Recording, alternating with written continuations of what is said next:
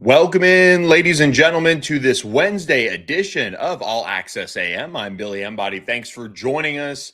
It is going to be one of those shows where we have so much to get to, and I am not sure we're going to have enough time, but it is going to be an awesome show. Really excited for you guys to join me on this. We're going to have On Three's Pete Nakos join us, but not only that, we're going to have Rivals.com and On3.com analyst Steve Wiltfong join us as well. These are the two GOATs right now walking around when it comes to the transfer portal, coaching carousel, recruiting news and scoop. You guys are going to have them both on the show today talking about the ACC and recruiting, talking ACC Transfer Portal, coaching carousel, and all sorts of things. So really excited to have them on with us, and we're looking forward to having them on. We have so much to talk about with the ACC schedule coming out as well, and I want to react to that in just a moment as well, as we are joined by our friend Fig Tower, maybe PHIGH Phi Tower. Appreciate you jumping in with us this morning on this Wednesday. Steve Wiltfong running just a tad late. He is a busy man. He's got some calls to make, and then he's going to join us in a little bit, from what I understand. And he just texted me, and that's what kind of threw me just a moment. But we're going to have Pete Nakos at 7:45 a.m. Central Time. So looking forward to that. And going to have them do some intel for you guys on the fly with some major transfers happening over the last couple days. Philip from Colorado, there he is. Thank you for chiming in. We appreciate that.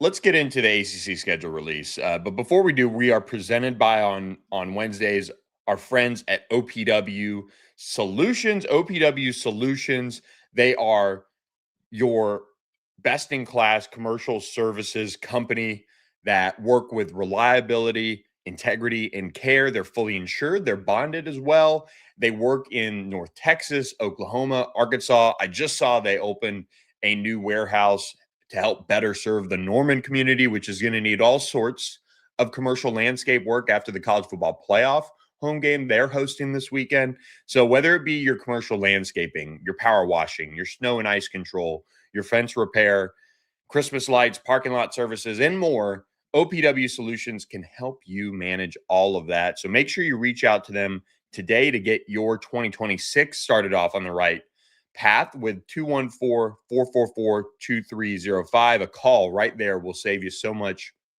pain and time dealing with some of this stuff as a business owner. You could also email them info@opwsolutions.com. Again, opwsolutions.com is where you can find more on what OPW Solutions can offer you. Like I said, it is a jam-packed show. Steve Wiltfong will join us at 7:20 a.m. Central Time. The coaching carousel continues to turn, but also the transfer portal is really heating up. I saw somebody tweet something that was very on point, and you could tell which schools pay their players on the 15th because we saw plenty of announcements come down on, what is it, Tuesday, Monday and Tuesday of this week. So things are heating up. Steve is going to join us to talk about some of that, as well as Pete Nakos will hit on some of that with some ACC schools involved with some huge transfers. Okay, enough with me fumbling away the beginning of this show. You ever have those mornings where if you're a parent, you got to get the booger sucker out for your kid, and you got to hold them down, and you got to get those out, and they're going to wrestle, they're going to scream. Well, not only did I just do that, not kidding. My son Jack certainly has had his cases of all of the daycare bugs going around this holiday season, and I ran right in here right at 7:01 to start the show. But that is what it feels like when the ACC is going through this scheduling model change. They're having to arm wrestle all sorts of different programs to figure out scheduling conflicts, to figure out well, we're going to play 12 teams this year, 5 teams next year. We're going to always have one rotating 8-game slate of conference games. It is a mess. The ACC schedule model that was just released on Tuesday, the updated 2026 conference opponents came out. The ACC is moving to a 9-game schedule. And I've said this on this podcast, it is the best thing the league can do. It gets more games out there. That allows for more opportunities to maybe not allow what happened to Duke to happen, where you have a 7-5 team get into your conference championship game because they ended up doing what you would hope they would do: fight, battle, and eventually win as many conference games as they could. And they end up winning the conference, and everything is thrown into a complete mess around when talking about this league and who is going to represent it, and the lack of opportunity for this league to be represented in the college football playoff.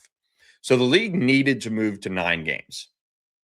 And they got that done with 12 teams for the 2026 season. It is the transition year. 5 teams are going to play a 8-game conference slate. They are Boston College, Clemson, Florida State, Georgia Tech, and North Carolina. And some of that has to do with scheduling conflicts. Some of that has to do with just kind of making it all work. And then they're going to have one team starting in 2027 rotate around, with it being one 8-game schedule, from what I understand. So pretty good opportunity for the league to get to what will amount to a 9-game conference schedule. And when you look at what the ACC gets from that, they get further clarity with what their programs are going to have as far as win-loss record in the conference. That should is a key word, allow the cream of the crop with the terms of the teams that, like a Miami, who took care of business in a non-conference situation with wins against Notre Dame, Florida, USF, that whole slate that they played. It'll allow them that opportunity to maybe have had one more game on their slate that was a league game, and then they end up getting that extra win that pushes them over the top at a 7-2 to get to Charlotte. Maybe that game would have been against Duke. Funny enough, Miami and Duke were added to the schedule for 2026 in the ACC play part of things. And I'm not going to go into who got added what and this and that and the shifting around. The league didn't announce that, just I think for clarity, so good on them. But you will have some teams pick up games that positively impact them and negatively impact them. There are teams now that, when you look at these schedules, have advantageous ways to get to Charlotte. And they also got added one more game that, going into the year, you would think they should feel good about getting that extra game added as far as what it provided to them in the projected win-loss column. And that is what we have to go off of. We don't know which team next year will be the Wake Forest of the ACC, that the Wake Forest of the 2026 season, which climbs out of the cellar to win a bunch of games in league play and get all that done. We don't know. So somebody's treasure today might be the trash of tomorrow, in a sense of who they got added. But the league had to get to 9 games. It had to. They accomplished that. And it is a big day in that regard. And despite the mess that they're going to have to deal with as far as 2026 potentially, with teams playing an 8-game and a 9-game schedule, you're going to have clarity more likely than not, with some teams that should have another loss, maybe don't have another, things like that. And I'm not trying to sit here and say, oh, wow, this is all great and this is all well and good. This has started from conferences being too big. This has started from college football and realignment that has gone out of whack. Like, that's why we're all in this position. If the ACC was an 18-team league, obviously it would be huge, but at least it'd be even and we wouldn't have any sort of mess at all. But all of this is not necessarily the ACC's fault either. They added SMU, Clemson, SMU, Cal, and Stanford to help solidify the league and be in a position where they should be on a stronger path moving forward. Moving to a 9-game schedule helps that. And it gives the ACC another opportunity to get a better quality game on an ESPN, on a ESPN2, on a maybe even an ABC. So that's another positive of this as well, that ESPN obviously had to approve this piece as well of that puzzle. So fascinating time in terms of the schedule and how they're going to eventually announce the tiebreaker as well for this. But it is a much better deal for the ACC to get to 9 games, and especially starting in 2027, where there's just going to be that one team hanging out in the 8-game purgatory. That is a good thing. And so I'm interested to see what the tiebreaker looks like, what the changes come from that. But you also have a league that needed to get to 9 games. It helps in so many ways. And with this bigger conference, they needed to do it. So good on the ACC for getting it done and not waiting until, a shoe to drop. I think this is a good sign that they're being maybe a little bit more aggressive. So I think that was something that was good to see if you're an ACC fan. And despite the messaging around it, with the mess that it's going to potentially create as far as tiebreakers go, you're in a better spot here overall. So we'll get into kind of later on, probably more off season, the ins and outs of these schedules when we do maybe some off season looks at some of these programs in the ACC and where they stand. But you're looking at a schedule that has an additional conference game on it now, and the ACC has made sure that teams are going to be playing a minimum of 10 Power 4 opponents annually, 9 ACC games plus a non-conference Power 4 game, or, in the other occasion, 8 ACC games with 2 Power 4 games. So this is a good scheduling shift that we've seen from the ACC, and we shall see how it goes. But yeah, they took it on the chin a little bit as far as the overall setup. But the better news is it's not going to be the laughing stock of college football, because the 9-game schedule should lead to more clarity in terms of win-loss and take some teams out of contention. That's the hope. We'll see if some of the chaos rains down once again when we get into the league play and how it all plays out. So fascinating stuff there for the ACC, and we will continue to break all that stuff down as it comes through, whether it be the tiebreaker or some other points of clarity when it comes to the league scheduling. So appreciate you guys being here on this Wednesday. It is a really fun week, with bowl season really heating up, with the college football playoff starting on Friday night, Saturday, all day football watching. Let's do this as we wait. Oh, we do have Steve Wiltfong in. So this is perfect. So look, we are going to bring in our friend Steve Wiltfong right now. He is joining us via phone. So excited to have Steve Wiltfong on with us now. Steve, thanks so much for the time this morning. We're excited to have you on. How are you doing in this crazy day and age of kid drop-off and transfer portal? Hey, good morning, Billy. Doing well, man. This is the time of year to shine. Obviously, roster retention is a big deal around these college football programs right now. We're seeing them announce new deals, which is wild. Obviously, we've never seen schools offer new deals as part of announcing retention and bringing guys back. So it's certainly a new era of college football that continues to evolve and develop. And some of these programs are roster retention while preparing for the college football playoff. Yeah, it is wild. And one of the teams that is not doing any work for the college football playoff right now is Florida. And they just lost former 5-star quarterback DJ Lagway to the transfer portal. This is a fascinating scenario, though, as one team in particular from the ACC has been kind of reported as in contact. Louisville is among the schools that is reaching out, as is Miami here.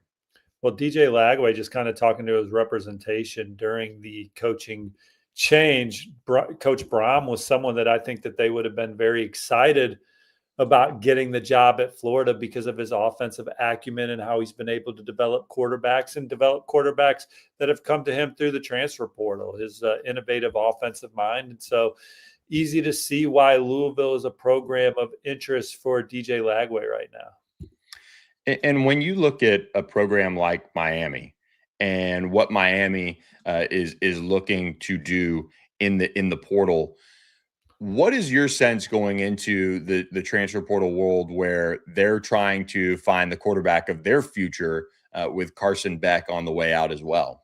Well, I think that they have a lot of ammunition to talk to the best quarterbacks in the country in the transfer portal because of the success that they've had through the portal. Cam Ward comes in and ultimately becomes the number one pick in the NFL draft. And Carson Beck is amongst the leaders in a lot of passing categories in the ACC, including quarterback rating, has Miami playing in the college football playoff this weekend.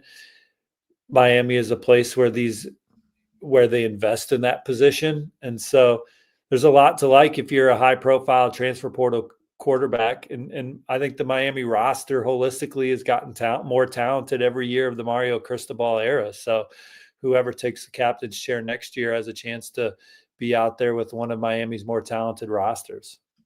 And when you look at Mario Cristobal, just a recruiter at heart, let's stop there for just a moment and talk about this top-ranked recruiting class in the ACC. Miami getting it done on the trail once again and landing a class that sits inside the top 10. They landed a 5-star in Jackson Cantwell. Let's go back to that recruitment. What stood out to you about the job Miami did with Jackson Cantwell? Well, that was a modern recruitment with a flair of old school recruiting. He wanted to play for who he thought was the best offensive line coach in the country. And he thinks it's Coach Mirabal, has always thought that. And the cohesion and chemistry that Coach Mirabal and Coach Cristobal have together, the emphasis on the offensive line, Coach Cristobal's track record of coaching that position, guys like Panay Sewell. He saw the proof in the pudding that Miami can develop offensive linemen at a high level, Francis Maigoa being the latest. Then certainly being able to be competitive in the market of modern recruiting also helped Miami in this recruitment. So it was a combination of both. They beat Georgia, they beat Oregon. For Jackson Cantwell, there were times where Georgia led. Oregon was always a school of interest. But Miami, nobody recruited him harder than Miami. The outreach from Cristobal, Coach Mirabal, those coaches connected with him more than any other coach in the process. So yes, Miami checked all the boxes from a modern recruiting standpoint, but they also built a great relationship with Jackson Cantwell, and he believes it's the program that can get the best out of him as a player. When you look at schools like Clemson that kind of fell off, you look at Florida State that is trying to claw its way back. Those two end up in the top 4 recruiting classes of the ACC, top 25 hauls for them. Have you seen, when you looked at what Clemson has done, any change in their approach, particularly balancing that high school and transfer portal recruiting now? Well, when you look at this Clemson class, you see a guy like Naeem Burrows and hope that he can evolve into the type of receivers that Clemson had during the glory years. I mean, Clemson has taken a step back as a football program because they just haven't had the same talent that they had when they were competing for national championships and winning 2 of them. They boasted the best quarterback in college football on those teams. They were loaded on the defensive line, and their running back and receiver rooms were stocked full of guys that could put the ball in the end zone on one touch. Clemson has very much struggled to land difference makers out on the perimeter and a quarterback that is an absolute game changer. And so you look at this class, they added Naeem Burrows, Connor Salmon's a receiver that can really run. And you hope that Tate Reynolds is maybe the guy that can evolve into one of those elite quarterbacks on the next level. But you don't see in this class that elite defensive line group that helped catapult Clemson to so many championships in the ACC and put them in playoff contention. And that was always one of their calling cards. And even when they weren't maybe competing for a national title, but they were a program that was going to be in the college football playoff, they were still dominant in the front 7. And that was spearheaded by the defensive line. So we'll see what happens with Clemson. And then Florida State, number 2 class in the ACC, number 14 nationally. I think defensively, this is an exciting class. If you're Florida State, these are some guys that can really help your program get back on track. There's just not going to be a lot of time. They have to win now. So the transfer portal is going to be massive for Florida State. They have to find a difference maker at quarterback. That's certainly where it begins. Everybody knows that. But this is a recruiting class that defensively checks a lot of boxes. Got some weapons at the wide receiver position in Jason Lopez and Devin Carter. But Florida State transfer portal heavy, or I don't see much of a change for them this coming fall. And I look at the ACC with the quarterback position as we transition a little bit back to that transfer portal era that we're in right now. One guy who is necessarily a Miami target early on. It's weird how we talk about things like this, but a guy like CJ Bailey, who I thought has done a terrific job of doing more with less at NC State. He's a South Florida native, Miami in the market for a quarterback, of course.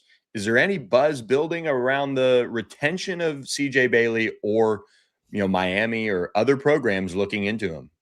Well, obviously in this era, CJ Bailey, someone that you're going to mark as a player that could be primed to go into the portal and would bring a lot of excitement around him. Miami's a place that I think will be able to land one of the top 2 or 3 quarterbacks in the portal. So it'll be interesting to see who they decide to go on. And Florida State, I want to bring it back to Florida State real quick, Billy. Their football team this year, their offensive line is going to have a lot of turnover at the end of the season, which might be a good thing, but certainly still need to get able-bodied players in there that can play at a high level in the ACC, or the Coach Norvell era comes to an end after this season.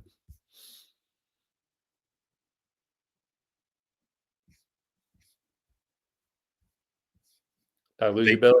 They get Herb Hand in there. They get Gus Malzahn in there to be the offensive coordinator. It looked like Tommy Castellanos took steps in the right direction, but just not enough consistency. So they're trying to find that, and it sounds like they're getting some overhauls in the personnel department as well. But one program that did see a lot of overhaul this offseason, Virginia Tech. You're very familiar with James Franklin's work. He's an outstanding football coach, a great recruiter as well. Virginia Tech has seen that pay off in dividends in a big way. Yeah, when he walked in the door, they had the nation's number 108 or 118th ranked recruiting class, got up to number 27. A lot of these guys were committed to James Franklin and his off-field staff at Penn State. But look, with James Franklin, you're going to get a guy that's going to bring in a culture, a hard-nosed football team that's going to get after you defensively, make a lot of plays behind the line of scrimmage, be physical, be not scared to play against any opponent week in and week out. Offensively, they're going to want to run the ball. And so I think it was a tremendous hire. 12 years at Penn State, several New Year's Six Bowls, a Big Ten championship, a college football playoff Final Four appearance.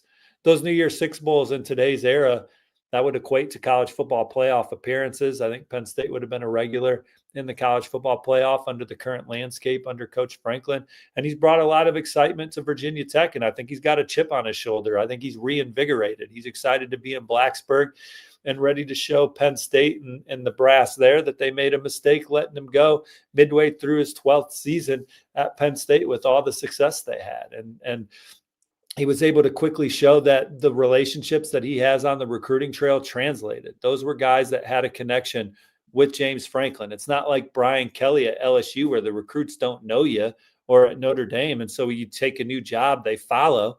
These recruits knew James Franklin, knew him for years. So when Terry Wiggins, 4-star linebacker, Messiah Mickens, 4-star running back, they see James Franklin take a job to Virginia Tech, they want to follow him because they connected with him. They trust him.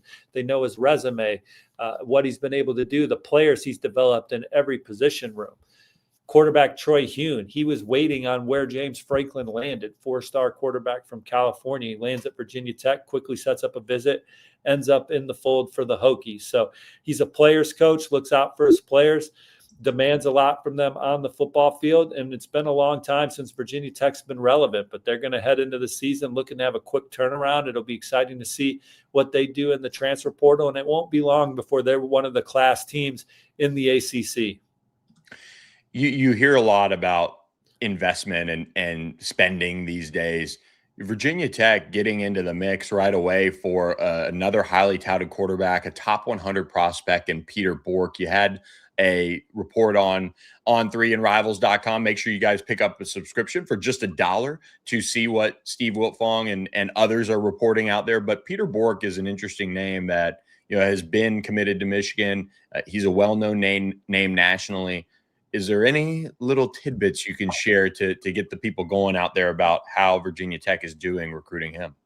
Well, Penn State was the runner-up for Peter during his process, and he's got great relationships with James Franklin, Coach Danny O'Brien, the quarterback's coach there.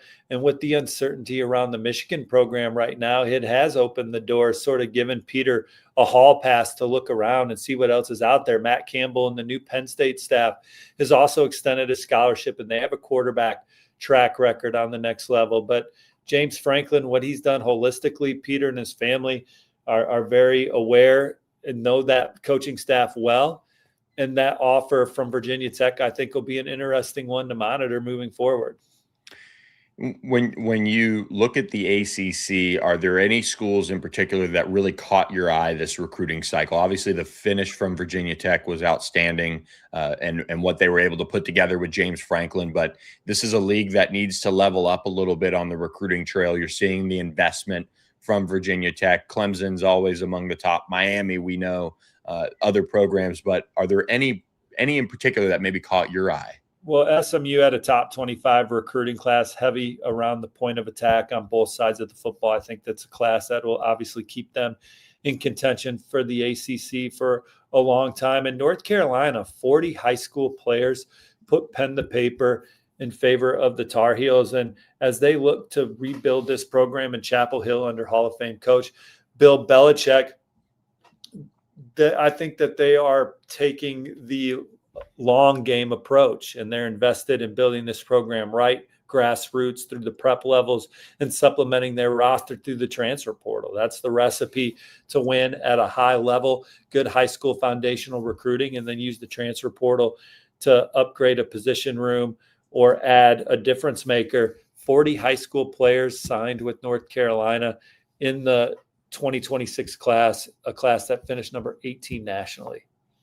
It is always interesting to follow the recruiting world through your eyes, Steve. And one last thing, just tell people, what's your day like, when you're going through it right now in this crazy time of year, and we'll get you out of here before we take any more time up. Look, no different than others. We, wake up, punch the clock, work the phone line, shake some trees. Connections reach out to you, you reach out, put some feelers out there, and next thing you know, the day is over. And sometimes we work evenings in this business. Awesome. Steve, thanks so much for the time. We really appreciate it, and can't wait to catch up again next time. Yeah, take care. Happy holidays, everyone. All right, there you go. Steve Wiltfong, one of the legends in this business. We really appreciate his time in this busy season. Like you said, happy holidays. And in the holiday spirit, let's talk about one of our supporters. The La La Land Foundation is one of the most incredible groups that I've been lucky enough to be a part of. And the La La Land Foundation is built on kindness. It is a movement that is an extension of the La La Land Kind Cafe, which you should go to lalalandcafe.com to find your local La La Land Cafe, lalalandkindcafe.com, and find your local La La Land to learn more about what it's all about. When you walk in a La La Land Kind Cafe, you feel the kindness. You feel that it's genuine, and it starts at the top, everybody involved, and it has now taken form in this foundation. And we encourage you, as you get closer to moving into 2026, to find ways to get involved with the La La Land Foundation, whether it's monetary donations, whether it be in kind, whether it be through events or mentorship. This is a foundation based on helping young adults really move into true adulthood as they transition out of some tough situations, the foster care system, certain things like that. And it is astounding to watch these young people turn into real life adults. Like Steve said, we punch the clock, we do all these things. But the La La Land Foundation is also about helping them turn into really just people, and how you operate on a day-to-day basis, things that most people take for granted as far as knowing what to do or social settings and things like that. The La La Land Foundation helps make the world a better place. And it starts with the kindness that it shares with everyone that it comes in contact with. So thrilled to be a part of the La La Land Foundation's work. And if you're also looking to support from a corporate level, they're looking for that as well as they continue to expand. If you want to go and find out different ways to get involved, there's a tab on their website, and you can do that. You can donate in kind. You can do the corporate sponsorship route. You can volunteer. So this holiday season, think about how to get your 2026 off to a fresh start as far as what you're involved with, the people you surround yourself with, and consider the La La Land Foundation. It's an outstanding way to support young people and make the world truly a better place with our friends at the La La Land Foundation. So we appreciate their support of All Access AM. Steve Wiltfong, just a wealth of knowledge. Really can't thank him enough for coming on. It is that time of year where you literally feel like, hey, Steve, or hey, Pete, would you like to come on our show and talk for 15 minutes, as if you're not on the phone enough during the day? So appreciate him coming on. Pete Nakos in about 15 minutes will join us on the show. So excited about that. Do want to touch on a couple things here on ACC basketball, and then we'll get to Pete. I do want to share a reaction to Aaron Philo, the Georgia Tech quarterback entering the transfer portal, or expected to enter the transfer portal, and that entire saga that is unfolding in Atlanta. But tough evening for ACC, the ACC, as Louisville did get blown out, 21 points at Tennessee. A difficult loss for the Cardinals, 83-62. Jacoby Gillespie had 23 points to lead Tennessee to this win.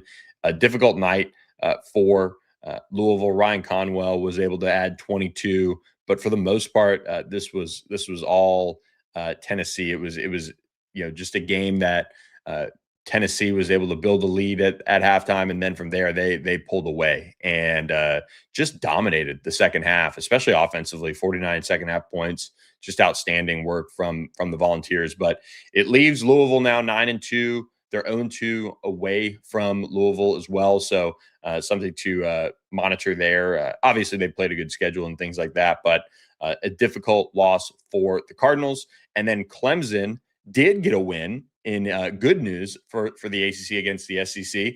Clemson gets a rivalry win over South Carolina, 68-61. Nice game from Ace Buckner, 19 points on the night for Clemson to lead the way. So Clemson improves to 9-3. They're 7-0 at home, as you would hope in non-conference play, and they continue to move in the right direction there with a win over South Carolina. So big news there for the Tigers to get that win in a rivalry game. Of course, we talked with Jamie Shaw earlier this week. Duke, Texas Tech, Saturday night, 7 p.m. Central on ESPN. Stanford also plays Colorado at 7 p.m. Again, who's doing the scheduling here? Maryland at Virginia, 5 p.m. Central on ESPN. Ohio State against North Carolina, 2 p.m. Central on CBS. That one is being played in Atlanta, so a fun matchup there. And the rest, just kind of some non-conference matchups. So I don't know who schedules these things on the Saturday of the college football playoff, but here we are. Sunday, really, the day after the college football playoff, should be a basketball bonanza. I feel like we're in the holiday season, and it is the right time of year to just forget what day of the week it is. Sports on all day, every day, starting December 20th. If I was in charge, that is what we'd have for the final 11 days of every single year. 11 a.m. Central, all the way to a late night, maybe a little something after dark. And that is how we'd run our holidays around here. So we hope you guys are getting into the holiday spirit and everybody has safe travels coming up this weekend. If you're going somewhere to kind of kick off a long Christmas weekend and get that going. So we appreciate you guys being here. Again, Phil from Colorado in the chat let us off. Been awesome to have all the support. I do want to remind you guys before we get into Aaron Philo talk, please, All Access AM YouTube channel, go and hit that subscribe button for me. If you're sitting there watching on your computer, please scan the QR code that I just put up on the screen. It will take you right to All Access AM YouTube, and it will bring up a prompt that says subscribe, and you click it and you're done. That's it. That's all you have to do. So we appreciate all of you guys who have supported us. The year is coming to a close. We're over 200 subscribers. It'd be fun if we can get to 300 by the end of the year. That would be pretty crazy, actually. That would be on average about 9-ish a day, 8 to 9. So let's make a run here late in the year. So we appreciate all of you guys who have subscribed, but please, it helps the channel so much as we are getting this off the ground. We have so many great sponsors, as well as all of you guys out there who are watching right now, over 300 of you right now live watching on our Twitter feed alone. So we appreciate all of you guys out there. But the way to help is to subscribe to our YouTube channel, All Access AM. So please do that. And we appreciate all of you guys who already have. So housekeeping done. This is a house that is divided, one might say right now, as Aaron Philo is expected to enter the transfer portal and leave Georgia Tech. He was the heir apparent to Haynes King, but with Buster Faulkner leaving Georgia Tech for the Florida offensive coordinator job, he's expected, I mean, truthfully, to follow that man down to Gainesville and go play for him. And this is a really difficult loss for Georgia Tech as Haynes King is out of eligibility now. Philo, well regarded, 59 of 102 over the last 2 seasons for 938 yards, 2 scores, 3 interceptions. He also added 16 carries for 95 yards and a touchdown. He is the state of Georgia's all-time leading passer as well. And I think when you look at Aaron Philo, there's so much to like as far as his ability to throw the football. And Pete Nakos, we'll talk with him a little bit more about the market here. But you have somebody who knows Buster Faulkner's system, so there a lot of things make sense about a reunion there. But man, he was going to kind of bring an element to the Georgia Tech offense that it most certainly needed. I thought Haynes King was outstanding this year, just the way he put the team on his back. We all know that. We all saw it, and it was unbelievable to watch it unfold. But when you see, I think at times, the clunkiness of the offensive attack from a throwing the football perspective, that is something that stood out to me that Aaron Philo was going to change. He's much more of a, believed to be a polished passer than Haynes King, but instead it'll be, Georgia Tech looking for a new option at quarterback. And I think when you see the forecast from our friends at Jackets Online at the quarterback position, who please go subscribe to their site as a part of the On3 network if you're a Georgia Tech fan. But Graham Knowles is a huge, literally and figuratively, man to know now, 6'7", 220. He's a former South Lake Carroll, Texas quarterback right down the road from me, but has really just seen some reserve duty in Georgia Tech's offense earlier in his career against Gardner-Webb. He is now, going to potentially get some time here in the bowl game against BYU if Haynes King obviously maybe wants to protect himself and things like that, or Brent Key needs to find out what he has. But this is one of the names to know in terms of his future quarterback room for Brent Key. He's 1 for 1 in one game for 84 yards and a touchdown. So pretty good start there to his career for Graham Knowles. Again, it was against Gardner-Webb, but still you have somebody who is been around now for a minute and can really maybe be the guy. But I would imagine that puts Georgia Tech in the market for a quarterback at the very minimum. So we'll talk to Pete Nakos about that as well as the impact there in about 5 minutes when Pete joins us.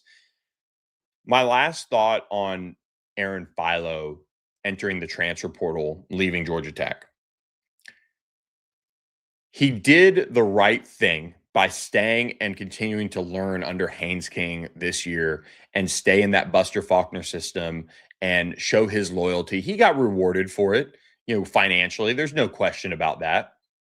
But in today's day and age of college football, relationships do matter still. And Steve Wiltfong reminded me of that when he was talking about the Jackson Campbell recruitment with Miami. And Buster Faulkner has that relationship with Aaron Philo. And when the Florida job brought him down there, that was kind of it for Aaron Philo from what it seems like. Again, we'll ask Pete, but there still has to be relationships in college football because it is such a unique world and situation that we're all living in. And so when you trust a coach and you see a scheme that fits and you can see your development going on the right track with that coach still, you got to go out and you got to take it. And that's what Aaron Philo appears ready to do. And it's unfortunate for Georgia Tech, and it really puts them in a bad spot because if Aaron Philo would have left, they could have maybe grabbed somebody else to be a quarterback of the future in the past.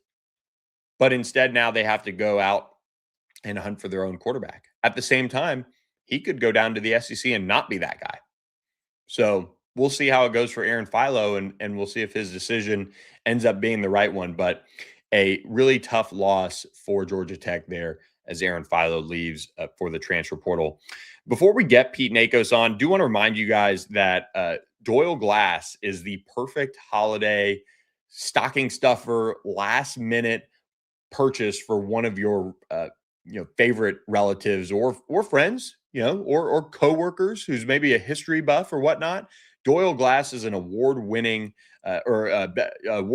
best-selling author on Amazon who can deliver firsthand accounts of the Vietnam War and honor the veterans that fought in it and our heroes in that war with Lions of Medina and Swift Sword. So check out this video about Swift Sword, and please go to doyleglass.com for more on how you can purchase his books, whether it be through ebook or the real thing, hardcover or paperback. I've got my paperback book in the drawer next to the bed, and we appreciate Doyle Glass. But please go ahead and grab a copy for your favorite relative today.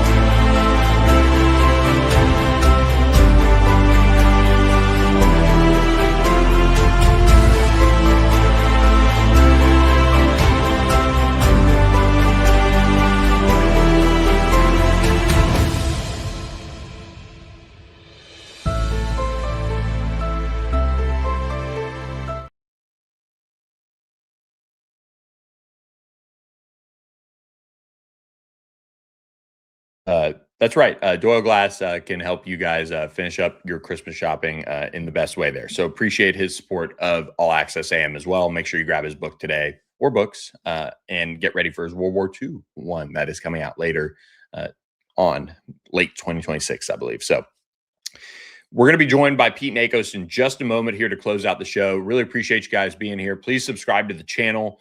We are going to talk a bunch about transfer portal quarterbacks. We're going to talk some ACC coaching carousel news as Georgia Tech continues to look for an offensive coordinator to replace Buster Faulkner. If you have any questions for Pete, jump on the YouTube channel, All Access AM, and ask your question to Pete. And if it's worthy of sorts, I will read it to him and see if we can get some intel for you guys. But look, the college football playoff is upon us. The Thursday show, I'm going to reveal my own predictions. We'll talk Texas A&M, Miami as well on the Thursday show. We are live Monday, Wednesday, Thursday, 7 to 8 a.m. Central Time, 8 to 9 a.m. Eastern Time. It's just me and you guys in the chat every single show. So we appreciate you guys for the interaction every single show that we get, and thrilled to have you guys with us.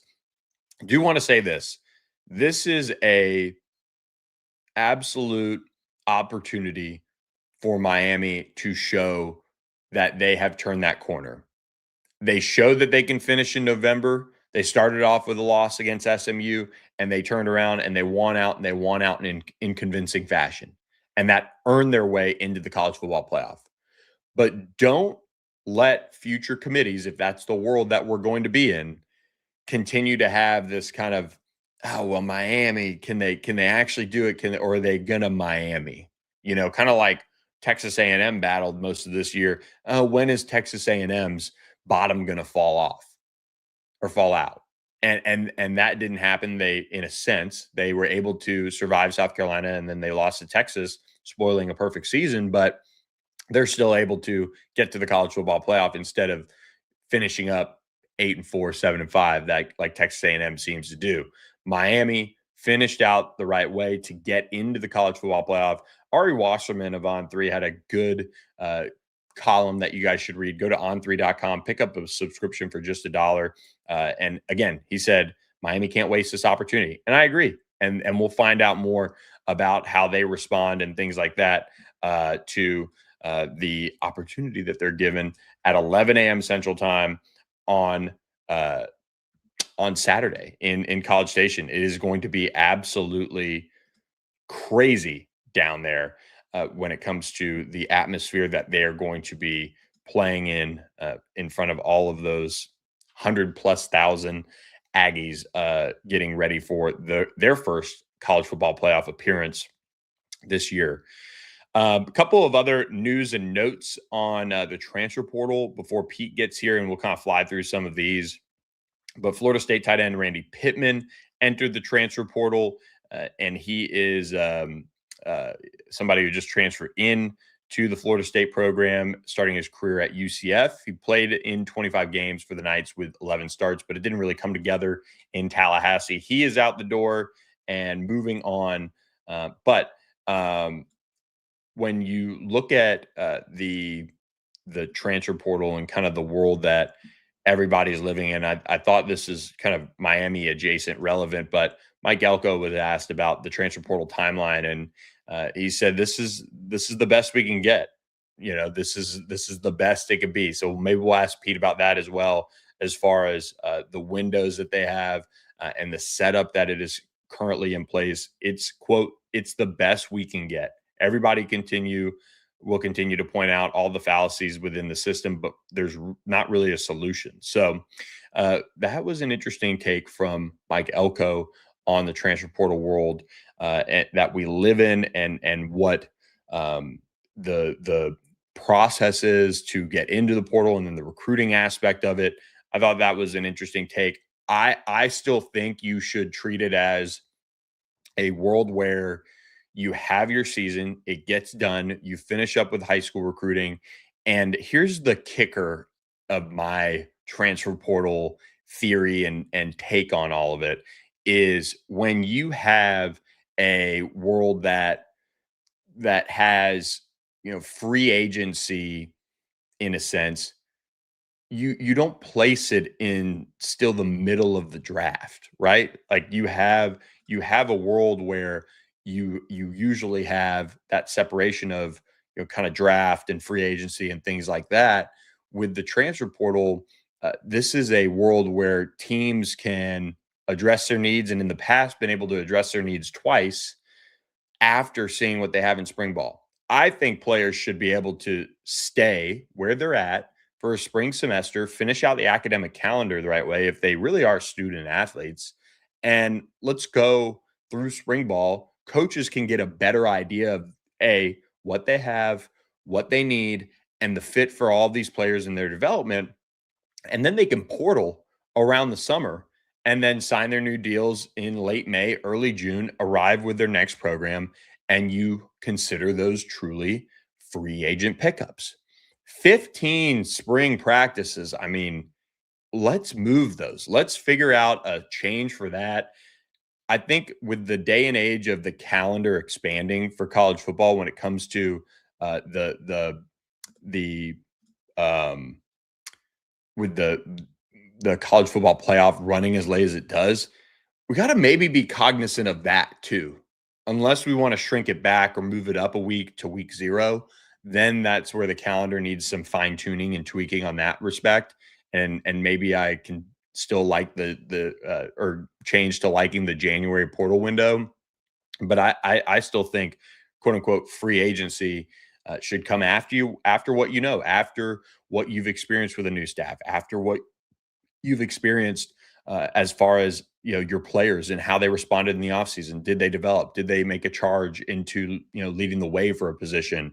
All of those things. So I think we're getting there in college football, but we're still a ways away from getting it completely right. And most of that has to do with having potentially collective bargaining in place, and maybe one day we see some sort of universal feel for the way that players are represented, the way that we see some of these programs and colleges be represented to the players, so it's not as much of a okay, we're changing on the fly. I mean, they changed the transfer portal window, what was it, in like September, so that right in the middle of the season they changed it, and they changed the signing date to that first week of December for high school prospects in the early signing period. It's just a mess that everyone is dealing with in this world. So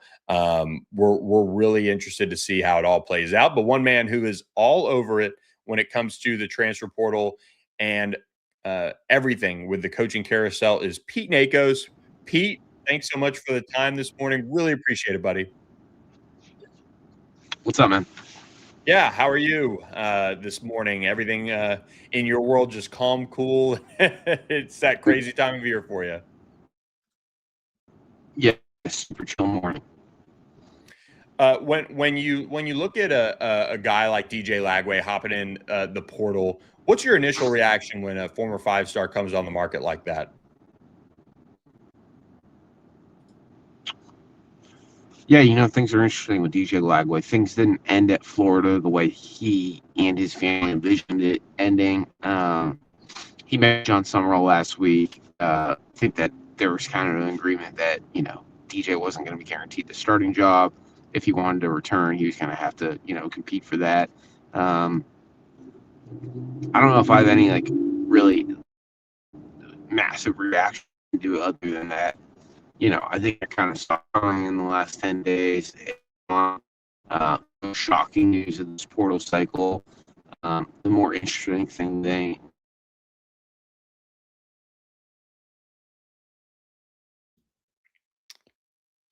We lost you a little. DJ Lagway. He got everything.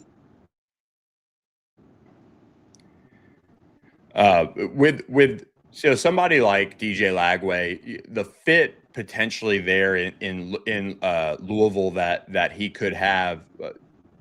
How much is he and quarterbacks like Dylan Raiola really looking at it in that perspective? I mean, in their quote unquote kind of money years of their career. I think that the Well, and we lost Pete Nakos there, so that's fine. So what I was getting at there with Pete is Dylan Raiola, the Nebraska quarterback, did enter the transfer portal, or is going to enter the transfer portal later on, and we'll just get back with Pete. The reception there was a little poor there, so we'll figure that out and have him on again.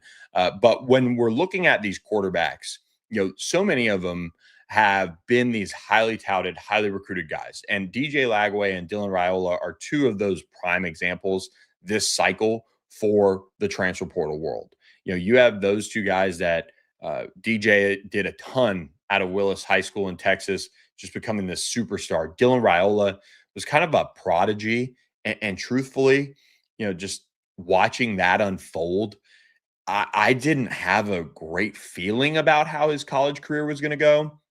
And then, I get the whole Patrick Mahomes thing. I don't want to trash a kid, but like that's just strange. Down there in Nebraska and doing all the jumping and the haircut and just everything I saw, all the Twitter memes and everything like that. But some of these quarterbacks have people around them and worlds that they live in that just don't necessarily live in reality. And I think on Dylan Raiola's case, I think that's probably more of where I'm at. And on DJ Lagway's world, I'm kind of the opposite. I think they understand that this is just business. And, I think there's just been a little bit of drama around Dylan Raiola and kind of that whole thing. And it just kind of lives up to exactly what I saw in high school. And all of the ways that he did this or he did that, it just hasn't matched up. And so what I was getting at with Pete there on the phone was how much of that is going to play into their decision making. Because one thing the Lagway family appears to be sharing with media is that they're going to be looking very closely at this next opportunity and finding the best fit. And that could mean going somewhere that maybe other people don't expect. So going to be fascinating to watch. I will say too, that, and we're going to talk transfer portal and coaching carousel, and we'll just get Pete on at another time. Maybe he's free tomorrow to catch up for a couple minutes. But Duke quarterback Darian Mensah is a quarterback that, Steve Wiltfong, Pete Nakos, they are watching closely to see if he does test the NFL draft waters. That is kind of it seems like the expectation there, but his agent and representation is telling us that they are not going to enter the portal. But whenever you're kind of looking at that next step, I feel like everything could be on the table. So that is something to keep an eye on there with Darian Mensah. We are going to, continue to follow the transfer portal world that we live in and keep you guys as up to date on all of this as we can. And I think watching the suitors emerge for DJ Lagway and Dylan Raiola is going to have the trickle down effect for a lot of these quarterback searches around the country. LSU's involved in finding a quarterback as well. But Louisville is a program that is keeping tabs on both DJ Lagway and Dylan Raiola. We all know the work that Jeff Brom has been able to do with quarterbacks, Tyler Shook, and what he's done. Look at what he's doing in New Orleans, and looks like he's going to be the quarterback of the future there. But that is going to be a fascinating one to watch from that perspective, because we know the work that Jeff Brom can do with transfer quarterbacks, and it's going to be really interesting to see what happens on that front.